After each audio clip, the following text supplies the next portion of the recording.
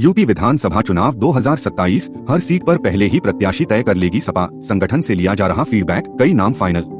वर्ष 2027 के विधानसभा चुनावों की तैयारी में जुटी सपा सभी सीटों पर पहले से ही प्रत्याशी के नाम तय करने में जुटी है। एक एक सीट पर पार्टी अपने स्तर से मैपिंग करा रही है और स्थानीय संगठन के साथ बैठक कर जीत के समीकरण को परखा जा रहा है। इसमें मौजूदा विधायकों की टिकट न काटने की रणनीति अपनाई जाएगी, जबकि शेष सीटों पर जिताओ के पैमाने पर नाम तय हो रहे हैं। इनमें से कुछ सीटों पर प्रत्याशियों को चुनावी तैयारी में जुटने के लिए भी कह दिया गया है।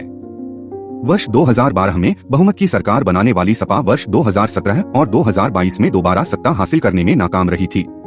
हालांकि वर्ष 2024 के लोकसभा चुनाव में मिली सफलता के बाद अब विधानसभा चुनाव के लिए सपा सर्वे और फीडबैक के सहारे आगे बढ़ रही है। सपा की तैयारी चुनाव से पहले ही प्रत्याशियों के नाम तय करने की है, जिससे उम्मीदवारों को अपने क्षेत्र में काम करने का पूरा समय मिल सके।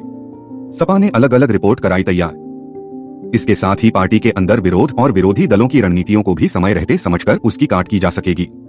प्रत्याशी फाइनल करने के लिए सपा ने सीटों पर अपने फ्रंटल संगठनों से अलग अलग रिपोर्ट तैयार कराई है।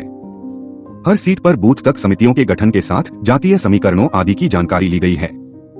इसके बाद स्थानीय संगठन के साथ मंथन कर संभावित जिताऊ चेहरों को फाइनल किया जा रहा है। पिछले कई महीनों से सपा प्रमुख अखिलेश यादव खुद विभिन्न जिलों के पदाधिकारियों, फ्रंटल संगठनों आदि के साथ बैठक कर चुके हैं।